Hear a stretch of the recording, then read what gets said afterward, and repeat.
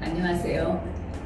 이혼 상담사 엄마와 이혼 전문 변호사 아들이 함께하는 모자 상담의 민숙입니다. 제가 며칠 전에 유튜브에서 사랑과 전쟁이라는 드라마를 한 15분 내외로 요약해 놓은 것을 봤어요. 제가 그 드라마를 처음 본 게 99년인가 2000년인가 그랬던 것 같은데 결혼 생활은 시대를 막론하고 참 비슷하구나 하는 생각을 했습니다. 제가 그 드라마를 처음 볼 때만 해도 젊었을 때라 그렇게 생각했어요.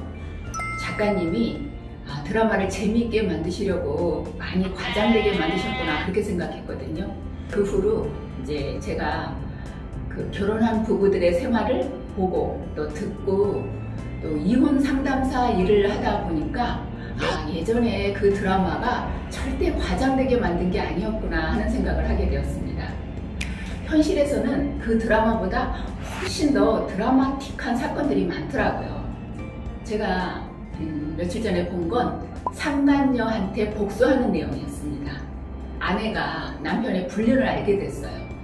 그러니까 한참 고심을 하다가 아직 어린 자녀를 생각해서 한번 용서하고 참고 살기로 했습니다. 이제 그렇게 2년의 시간이 흐른 후에 친정어머니 댁에 갔어요.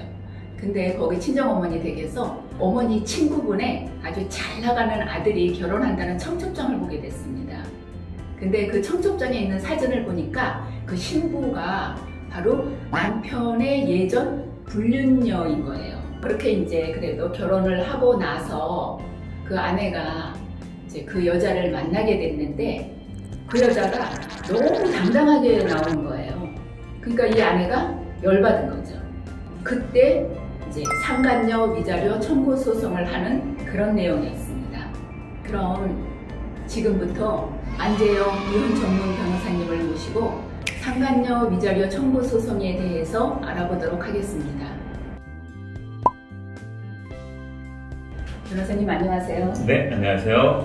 제가 오늘 변호사님한테 여쭤보고 싶은 거는 아내가 남편의 불륜을 안 지 2년이 지났거든요. 근데 상간녀 위자료 청구 소송을 했어요.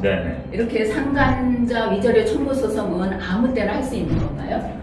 그렇진 않습니다. 우리 법은 기본적으로 이제 시효라는 걸 좀 두고 있어서 내가 돈을 받을 권리나 나한테 손해가 발생했다고 해도 이거를 뭐 평생 가져갈 수 있도록 그렇게 규정하지는 않아요. 일단 모든 불법행위가 그렇지만 이제 상간녀를 상대로 위자료 청구 소송을 하는 건 역시 바람핀 거를 안 날로부터 3년 이내에 해야 되고요. 그리고 만약에 몰랐다고 하더라도 바람핀 날로부터 10년 이내에는 아무리 늦어도 소송을 해야지 법원에서 인정을 해줍니다. 그럼 두 사람의 관계가 있은 날로부터 10년 이내라고 하셨는데 두 사람의 불륜이 마지막으로 만난 날로부터 10년인지 처음 만난 날로부터 10년인지 그게 좀 헷갈리는데요. 일단 기본적으로 이제 불법행위에는 종류가 있는데 이런 식으로 바람을 피는 형태로 이루어지는 불법행위는 그 행위가 연속된다고 봐요. 그래서 이제 처음 시작을 한 날을 기준으로 하는 것이 아니라 바람 피는 것이 완전히 종료된 날을 기준으로 합니다. 그리고 이제 여기서 또 하나 주의하셔야 될 거는 바람을 핀다는 행위에는 꼭 성관계만을 의미하는 것은 아니거든요. 성관계가 없는 상태에서 계속 뭐 바람을 피고 서로 간의 만남을 유지했다고 한다면은 그 마지막으로 연락한 그 서로 간의 불륜 행위가 완전히 종결된 날로부터 이제 기산을 하기 때문에 그에 대해서는 시작 시점을 어느 쪽으로 잡는지에 대해서는 한번 잘 검토를 해보셔야 될 겁니다. 그러면은 배우자의 외도 상태는 끝났지만 10년 이내에만 소송을 한다면은 가능한 거군요. 한참 있다 알게 되면 그동안의 증거 자료는 이제 구하기가 어려울 것 같은데 그럼 그럴 때 남편의 자백 진술서만으로도 위자료 청구 소송을 할 수 있나요? 일단 원칙적으로는 남편의 자백 진술서가 이제 가장 큰 증거가 되긴 하는데 그 이후에는 이제 실무에서는 조금 여러 가지 케이스들을 좀 봐야 될 것 같아요. 예를 들어서 남편이 내가 그때 자백 진술서를 써주긴 했지만 우리 와이프가 나를 너무 의심해서 와이프를 달래느라고 허위로 작성해 준 거다 라고 나중에 진술을 한다 그러면 이거는 그때는 판사가 누구 말이 더 신빙성이 있는지를 판단을 하게 됩니다. 그래서 이걸 일방적으로 뒤집은 건지 아니면 남편이 의심을 피하기 위해서 거짓말을 허위로 해준 건지 이런 것들을 따져봐야 되기 때문에 일률적으로 된다 안 된다라고 말씀드리기는 어려운데 일단은 그런 진술서가 있다고 하면 소송상 증거가 될 수 있다는 건 확실해요. 그 상간자 위자료 청구 소송에서 위자료 액수가 네. 3천만 원을 넘기가 어렵다고 하던데 네. 그 상한선이 원래 정해져 있는 건가요?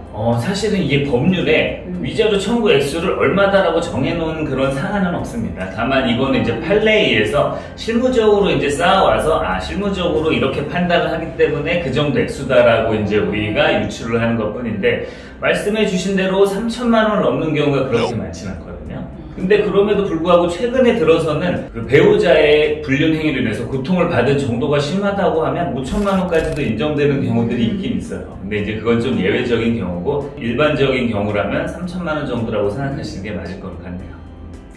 지금까지 안재영 변호사님을 모시고 궁금한 점에 대해서 알아봤습니다.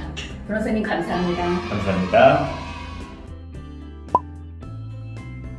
지금까지 상간자 위자료 청구 소송에 대해서 알아보았습니다. 다음 주에는 또 다른 케이스를 들고 여러분을 찾아뵙겠습니다. 감사합니다.